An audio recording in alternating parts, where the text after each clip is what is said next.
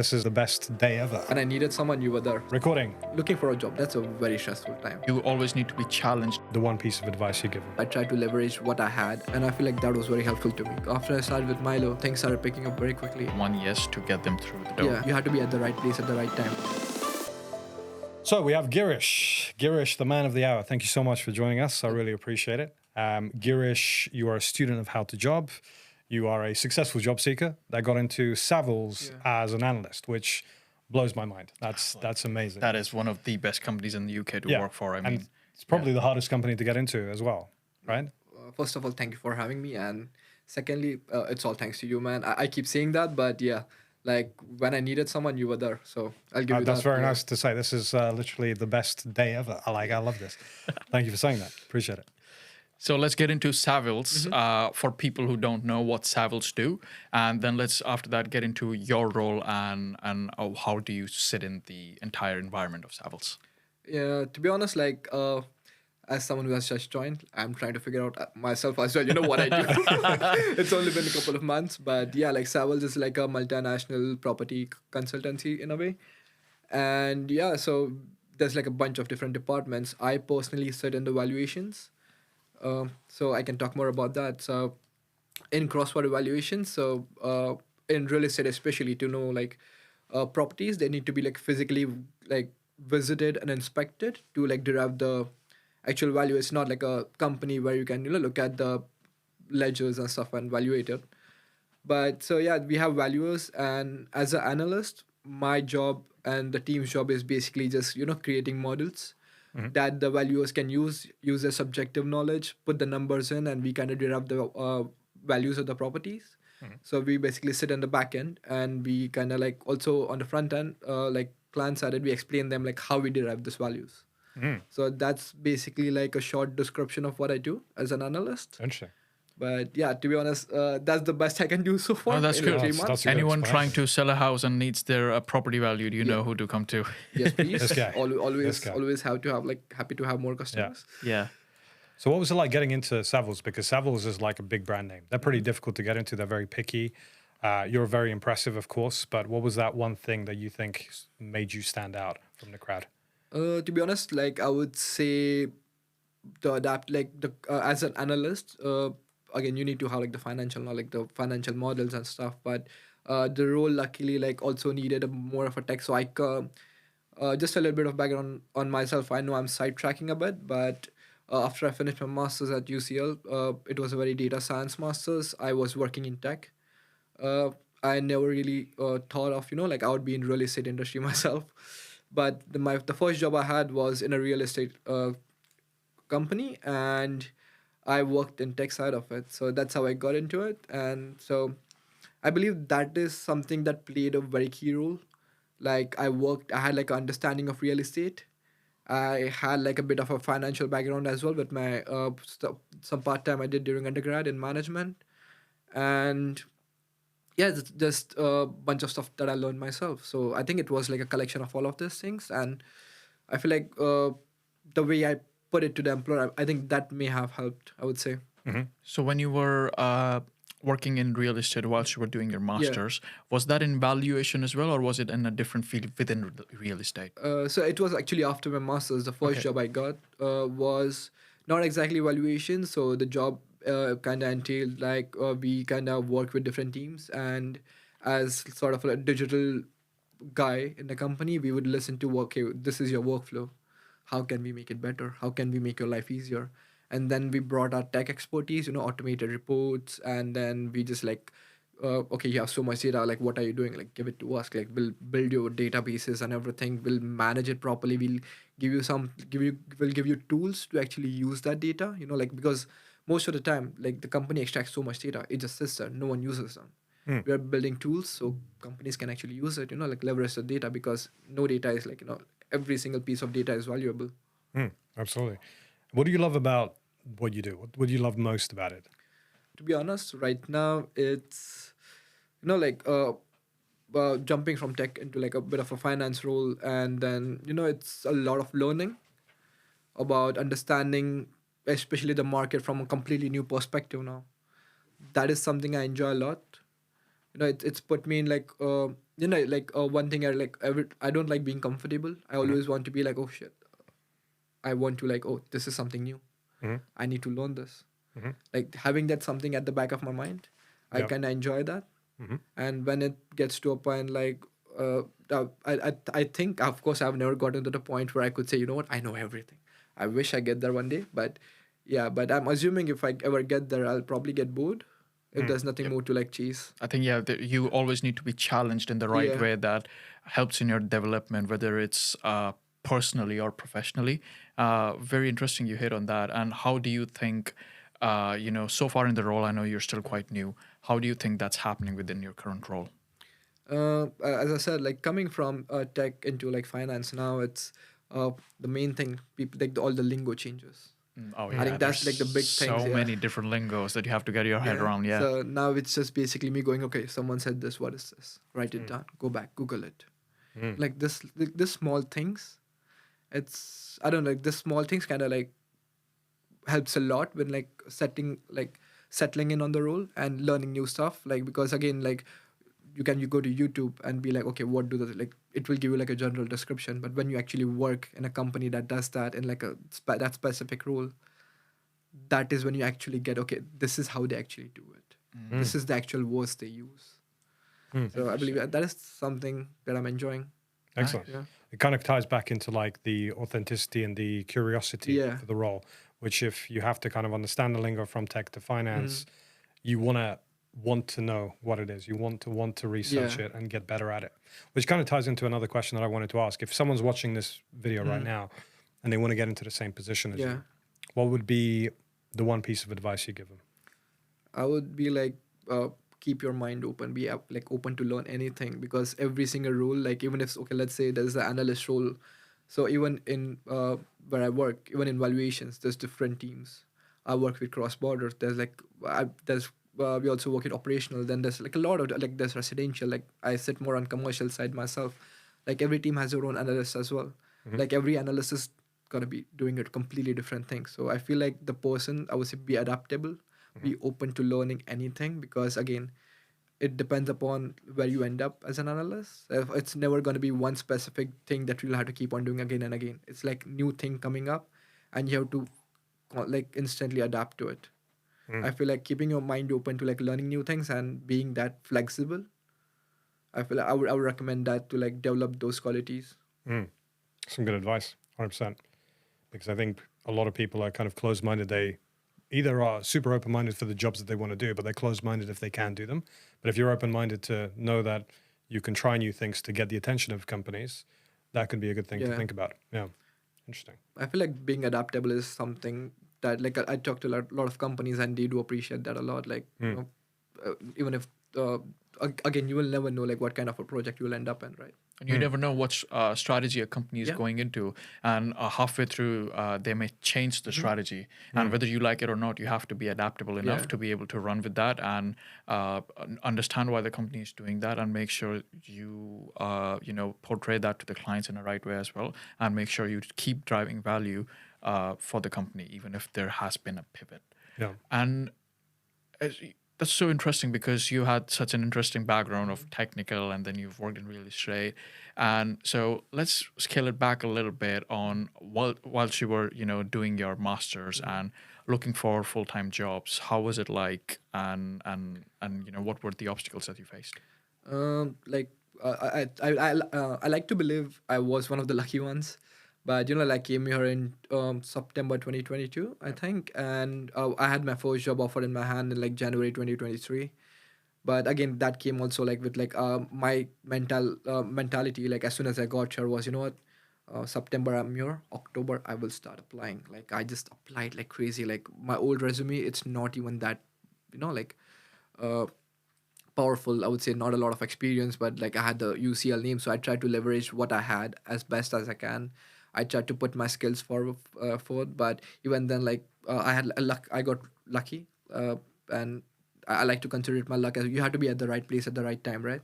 Maybe I was there and I got my first job, but then I was like, oh, I had like a still 7-8 months left, so I kept on applying, and then I realized, okay, like no one is even replying to me, like what's going on. Okay, they are coming up with roles, like I see so many things, but what like I'm just sending applications again and again and there's nothing.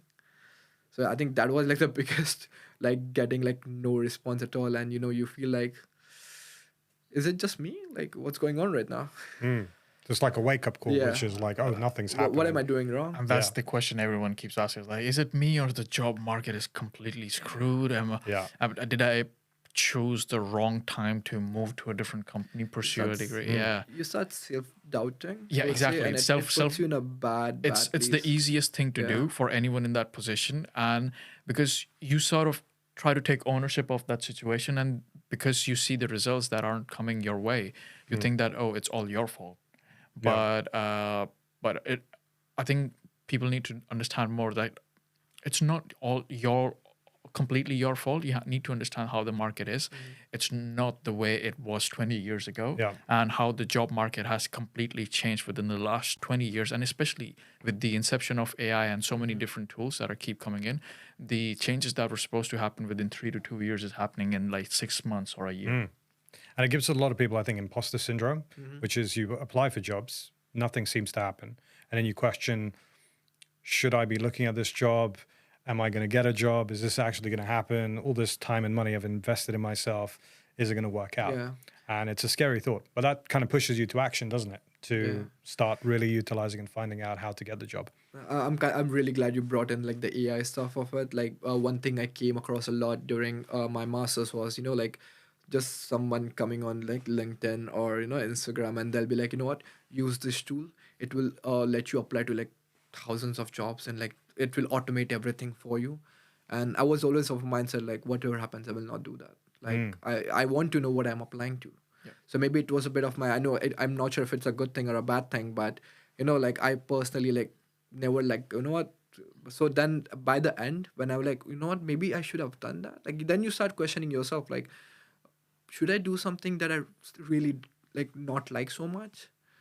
So again, like as you said, like you just start questioning yourself so much, and it's Going not against a your good position. beliefs. Yeah. Exactly. It's not Yeah. a good position to be in, especially as someone like, again, as international student, as you said, understanding the job market. Like my understanding of job market is completely different. My understanding of job market is still in Mumbai, and it was completely useless over here. If you Yeah. ask me. Yep. But Yeah, because they're in India, people like stacks of paper, like pages of one resume. Yeah. So I remember when I came here first, I had like 4 pages in my resume, and I went to the career advisor of my university. It's like, yeah, no one's gonna see that, mate. Just Yeah. 2 pages maximum. Maximum If you 2 can, pages. Yeah. 1 page. But if it goes to 2 page, you have to make sure when the person is looking at the second page, they're like, yeah, We that need to is- meet this yeah, person. Exactly. 100%. I think I'm not sure if you remember this, Mila, but when we first talked, I think it was in Feb. I sent you my resume, and it was a very Indian resume, I would say. Right. So I wouldn't say when Indian, it was like my resume, and like my skills section very small, my experience section very small, but my education section for UCL, I have listed every single module I did. Not just that, every single module had a description to it. So it's like a more than half a page of just UCL. But and then I think that's what like, of course, like being UCL, it's like very helpful, like a really amazing institution. Opens up so But many doors. Exactly. But I'm not using the space properly. UCL should be there, but at the right place and right amount. That is how you make it beneficial. If it's UCL, someone will catch eye to that, and it's like, okay, let me pull it up. But if you open it up and if it's all UCL, then you're in trouble. But Exactly, like- if someone catches UCL, it's like, okay, let me see that, and you have things in addition to that. I think that drives more value than just having a name university, which if you have, by the way, is great. Yeah. It But- opens the door, Yeah. but you need more behind it, which is what you were able to show, of course. Yeah. Yeah, like having that one UCL section. I mean, why would someone even look anywhere else? Because then it's like, okay, this section, it might be important, but there's nothing important in it.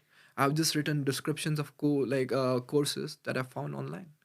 Like there's nothing, like I'm just writing a big content of nothing, basically. So I think changing that was like one of the biggest thing. Like I understood, okay, this is not gonna work here. Yeah. And Milo was the one you told me that, and that is when my actual journey started off. You know what? Okay, try to like change my CV as much as possible, and I feel like that helped a lot. Like once I started applying for the news, at least there was a little bit of response. I wouldn't say but then once we actually started going through the program, Yeah. Oh my god, it was different experience. Like I'm like, I've heard back from more people than my entire uni, Mm. like uni times, like entire year. Wow. I did not hear like Yeah, you barely said now. 7, 8 months of applying and hearing nothing back. Yeah. And then what was the time window when you started working with How to Job in Milo and you started hearing back? And if you could tell us.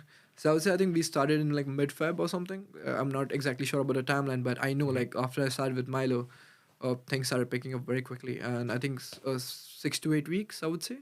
Oh, wow. 6 to 8 weeks. Yeah. Yeah. I think Like I remember it that was was around that time. that's when I called Milo. I'm like, yeah, I got the job. Yeah, I remember that phone call, which was absolutely amazing. It The made best my phone day. call to have. Yeah, it was literally the bit when a student calls you up and says, "Hey, I got the job." And when you said Savills as well, and I remember we were speaking about Yeah. Savills before, and we were waiting for the offer to come through, and that was honestly the best news to get. And I think the main difference was, like you said, it was the CV and that change in the CV.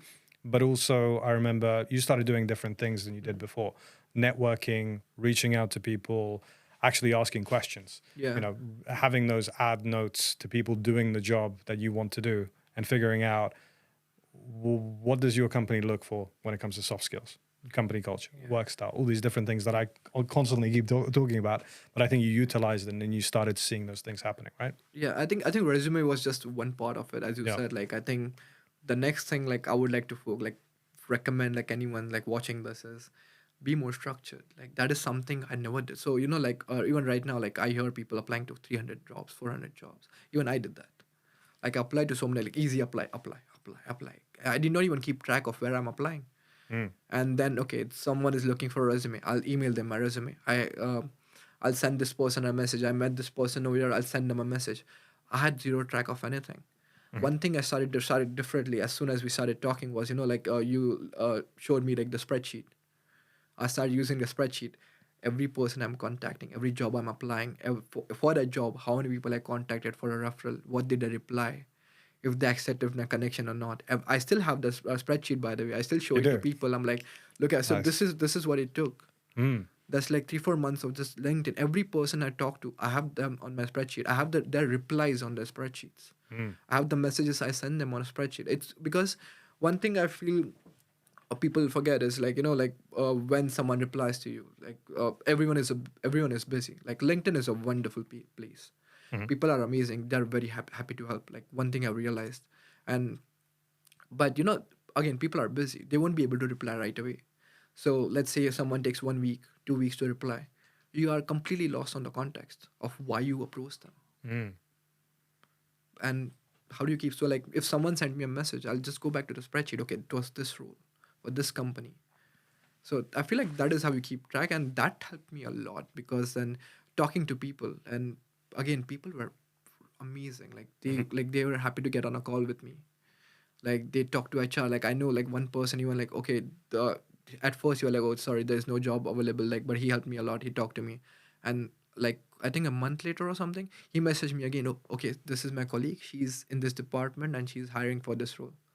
Send her your resume.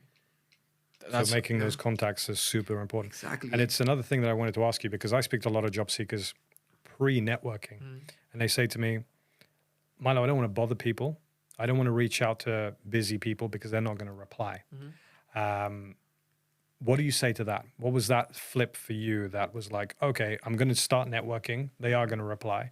What was the main thing that you saw that started to work? So one thing I really like, I do understand like a lot of, so I sent so many requests. I wouldn't say like all of, like we had like you said it, like there's a conversion rate.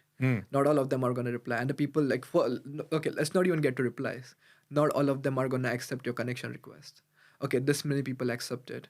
Even in that, there's going to be another conversion rate. Like only this many people are going to reply to your message. So like yeah, I do understand. Like people are busy. You have that fear that they won't reply to you. But like one thing I think was the most important thing with job search was it wasn't just the roles that I came across in like the jobs section of LinkedIn. Like when you send a connection request to someone on LinkedIn, you instantly start following them. So even if they don't accept, you still follow them. So if they post something, you see it. And one thing I realized, a lot of the people, like when they are hiring, it's not always a job role that's in the job section. They will create like a post on LinkedIn. Okay, we are a company like this. This is a team. we are hiring for this role. Send your resume on this email address. And one thing I like, people like in my case, I would say in my sample size, I would say like every single company I've contacted like this through email, I send them a very small, straightforward email. The ones like Milo helps like on the platform as well. Like, okay, this are my skills, and this is the CV as you asked. And most of the time they replied. Well, like I would say, like not even most, almost all the times they replied. They got on my calls with me. So I feel like, yeah, I get it. Like you are scared that the person won't get back to you, but even if they don't, it's still beneficial. You miss 100% of the shots you don't take. Exactly. Mm. Yep. 100%. So I would say like don't worry about like people not like getting back to you. There's still good things. If you look, there's still good things that are gonna happen through it. What's the worst that can happen? They ignore you, they don't Exactly. respond, that's it. But Exactly. the best case scenario is they respond, you get a meeting, and then you could get a job offer out of it. Yeah. Which is kind of what you And I want to think do in the what first place. most people miss out on seeing that is that all they need is that one yes to get them through the door. Yeah. Yeah, just takes And one. Yeah, it just takes one to completely change their life and turn around things. And they're like, but I got to email, got to send messages, 20 messages every single day. But how much time does that take? 30 minutes a day? Yeah, it does not take a lot of time. You just research, and plus, if you like, how to job platform again helps with like, Exactly. creating good prompts. Like sending a note to someone. I never even thought about that. I'm like, I want to connect to someone. I'll just press the connect button. I was too lazy to even add a note because I'm like at that point I'm like I want to reach as many people as possible instead of sending out quality connections. Yep. Once I started sending out those connection requests, with a very specialized note, and of course, it's not like, oh, do you have a job? Or yeah, can I send you my CV? No, it's very like specialized notes that you like are discussed on the platform. That is when people started getting back to me. Okay, like yeah, and they were like not even just one-liners. I had people that wrote down entire paragraphs for me, like just to help me. Mm. Like okay, And that this blows is people's minds because when I have other students who say, Milo, I've just got this amazing response from someone doing the job that I would like to do that job, and they're giving me advice Yeah. of how I can get into that job, it just blows your mind because people I find are pretty helpful and positive if you reach out to them in the right way, which is really important to send those ad notes. Because if you just connect with someone, they don't know why you're Yeah. connecting. But that little ad note, that real estate of 300 characters, where, I mean, some of the messages you were sending, you were talking about soft skills, company culture fit, not hard skill experience, but actual, this is who I could be in the role. Do you want to talk a little bit about some of the messages that you sent in regards to that? Obviously, don't give too much away, of course, but Yeah. what your main sort of conversation points were. To be honest, it was more about understanding the company culture, about what they look for. Because in the end, I want to be a part of that culture, and telling people that you are interested in like not just the again like if I understand that if someone like me, I just send someone like okay, here's my CV. It's like directly asking someone for something, but then like being more like showing them like okay, you can be like like I don't know if it's the right word for it, but like more comfortable in like joining like actually positioning yourself, yeah. positioning yourself in that in their already present ecosystem. You are not just trying to barge in. You are trying to understand what you are trying to get into, and I feel like people are much more welcoming to that instead of here's my CV, or are you giving out jobs? I think it's way more interesting than someone going through a bank of CV of 500-600 people, and it's like, okay, they are interested, but how do I know they're super interested and how they actually care about the company? How do you do that is by connecting with them, sending them an email or that ad note or an email if you can figure out what their email is, and then tell them, okay, what do you like about the company? What do you and ask and the only way, as I said in the first episode, is how to make someone interested is be interesting, and the only way is interesting by asking them questions. And asking these questions about the company culture and more about their role just opens up so many doors from there. 100%. And if you're talking about culture, that HR person might have received 500 CVs. They do not want to look through those CVs, and then you come along and you ask a good question and you're interested, which is exactly what you said, and you become interested, and then you have a real shot to sell yourself. And I think that was the main game changer for you, if I'm not mistaken. Oh yeah, of course, because then it started off conversations, and the conversations, that is what helped me. Like people interested in me again. Like the person who like came back to me with like, okay, this person in my team, like is trying to hire. Of course, it was because I built up a conversation with them, and like also like good notes will help you kick off a good conversation. And I feel like that was very helpful to me. Yeah, 100%. For someone who's trying to get into a position right now, and they're watching this video, and you give them one piece of advice. So they pause the video right now. Obviously, please finish the video. But if they had to pause the video Or come back to it. or come back to it after he gives you the advice, to do one thing to get closer to getting into a similar position as to you, what would that one thing be? As I mentioned, I think the most important thing that I believe, and I still tell to people as well, like what things changed for me when I got more structured. I think it might be just have a spreadsheet. Like I'm not saying like be like as obsessed as me with like when I get a spreadsheet, I go crazy on it. Right. I'll make it as fancy as Hence possible. an analyst box. So this is advice from an analyst, get a Yeah. spreadsheet. But- But having like a structure Yeah. that you're saying, which is, I mean, just to add on to that, I think reaching out to, let's say, 20 people, which is the advice I gave you, which I think is Yeah. what made this work. Having a reach out of 20 people. Now, naturally, the question is then, okay, well, what do I say to those people? How do I carry that conversation? There's two ways that anyone, I think, can do it, is they can just kind of fail their way forward Yeah. and figure it out, or they can get some help. Link in the description if you need some help. But obviously, failing forward is also another style that you can figure out, which is start being curious, start asking more questions. In your case, it was company culture fit. Yeah. How do I fit into that company culture? I would love to know more about the company culture, and then figuring out how you fit into it. Would that be a right assessment of how you did it? Yeah, so like that is how I got the conversation started, and then we also had a discussion about like even getting the conversation in the right direction. You don't want to go in like in the end you are trying to find a job. Yeah, you have to structure it, but that's the aim. Yeah, Yeah, exactly. don't take your eye off Exactly, the like- price. Yeah. Yeah. Even the conversation you are doing, you have to take it the right way, and even that is something I got from the platform. Like it wasn't just random messages of random back and forth. Yeah, of course, like, but even then you have to, in the end you are in the driver's seat, Of course. so you have to go the right direction. Yeah. But yeah, that is another thing. And when I said structure, it wasn't just keeping a track. It was also like stuff like applying to, not applying, sorry, sending out connection requests. Who are you sending it to?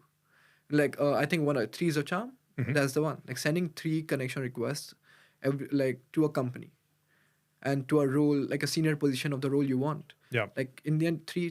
We are kind of like, you're not just sending like one company like 10 requests. Like you're trying to diversify, but like put a wide net.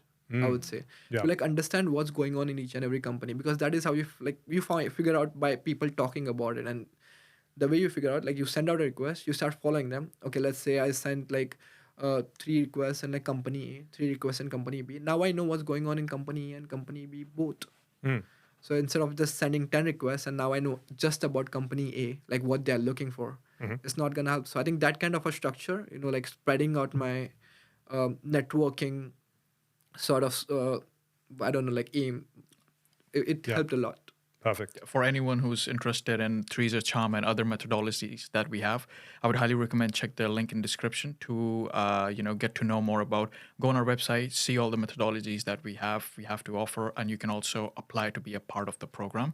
And is that how it is, Milo? Link in the description. You can make an application. We assess your profile. If we can help, we can certainly recommend some of the methodologies that we're speaking about. But 3 is a charm, one of my favorites, because you're reaching out, like you said, to 3 people in a company at a senior level, and you're not saying, hey, here's my CV, can I get a job, which most people are saying, but you're actually asking those intelligent questions. And on LinkedIn, because you're limited to about 20 ad notes per day, that's 6 to 7 companies, 3 each. That's a good day of reach outs. Now, the reason we want to say 3 is if you reach out to 1 and they don't respond, that's 1 company that's going to ignore you. 3 people per company. If 2 ignore you, 1 accepts, you've got the attention of that company to some capacity, which I think is really interesting, and it's a game changer for you. Yeah, again, and the 20 thing is like, again, sending out like hundreds of them. Like you will end up building a fatigue, right? Yeah. You don't want to do that, like, because you are doing this every single day. Like you come back from work, you are like applying continuously. Yeah. So I feel like that's like the perfect number. I felt like that was a comfortable number for me as well, Without burning yourself out. Exactly. Because there are so many job seekers out there right now. They're doing like 100 applications every single day, and as you said, using AI to apply 1,000 jobs, and it brings them to the point of them burning out and hating the process Yeah. of applying for a job. But as they say in the movies, love the process, and Yeah, you'll get to yeah. the. Yeah. And I think it's we have to have some sort of appreciation, if you don't have one to love, appreciation of the process of, and understanding why you're doing what you're doing and what sort of results it's going to come back with.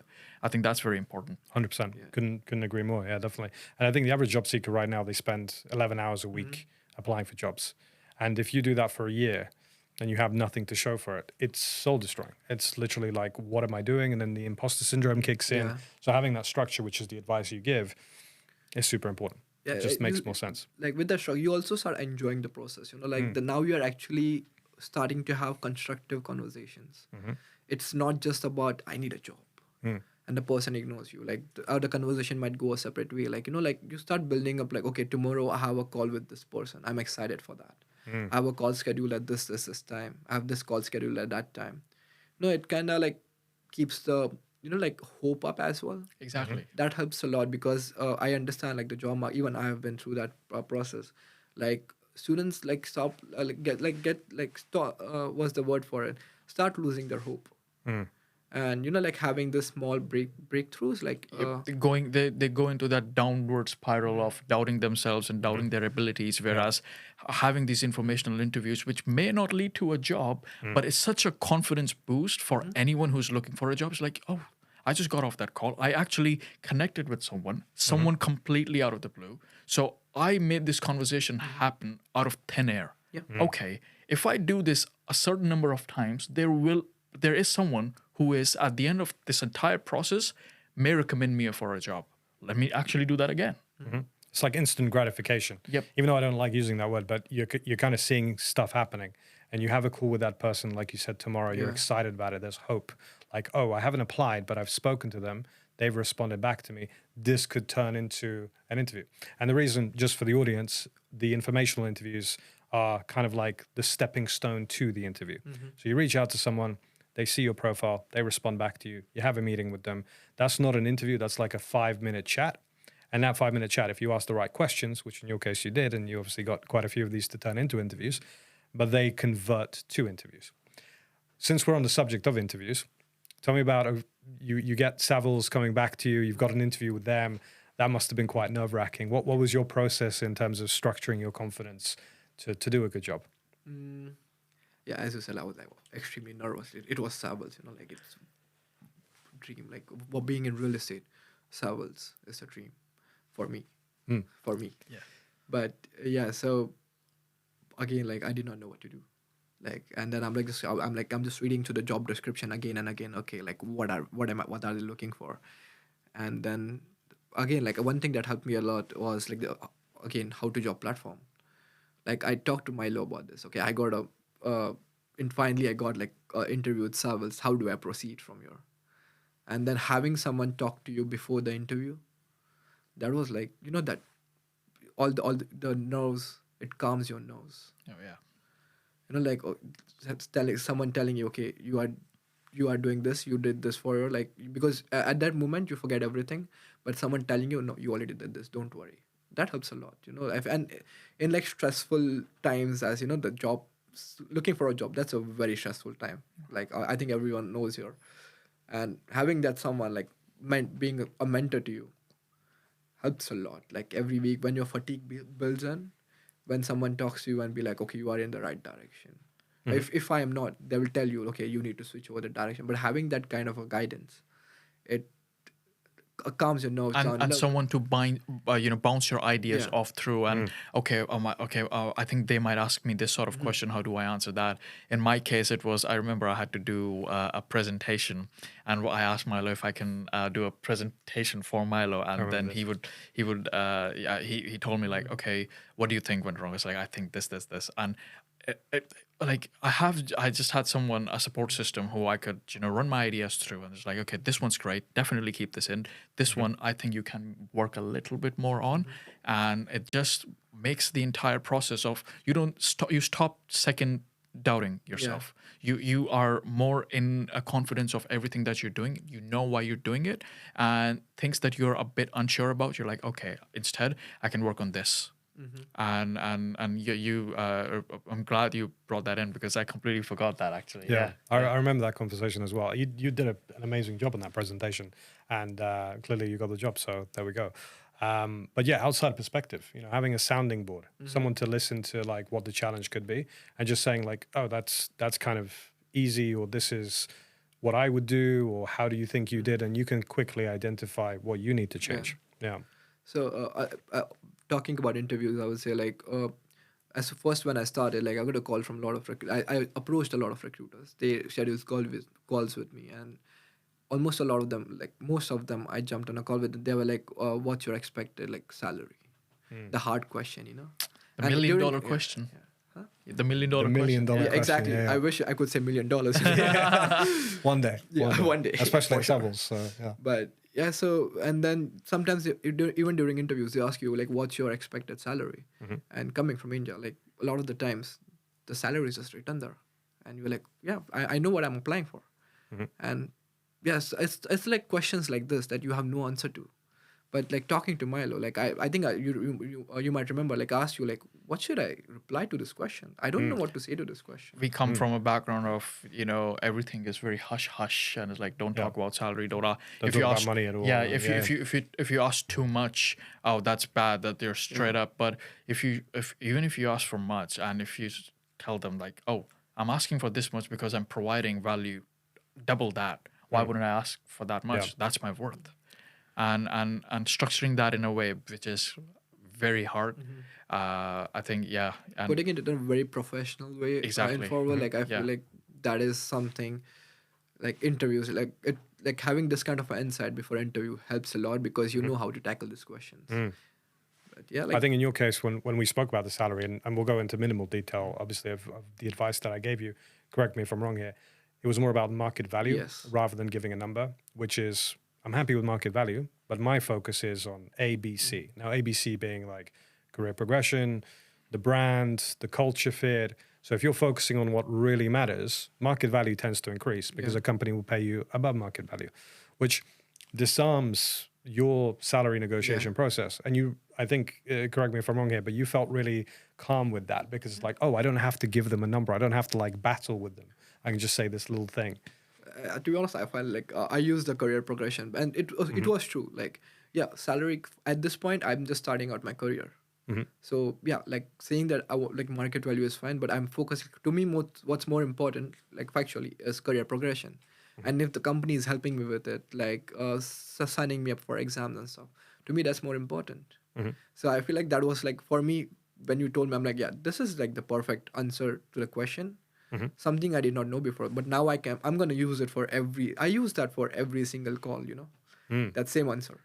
And I don't believe like anyone had like a negative response to it, because sometimes if you see a number that is way too high, they'll be like, how can you expect that? And when someone tells you that, your motivation just goes down. I'm like, what am I working for? Yeah, you need to, the fact that you need to be able to justify what you're asking Yeah. for, especially to a brand new person who you have never spoken to, and they're just like, okay, how much money do you want? I want X. Yeah. Oh, why X? Why not X minus 10?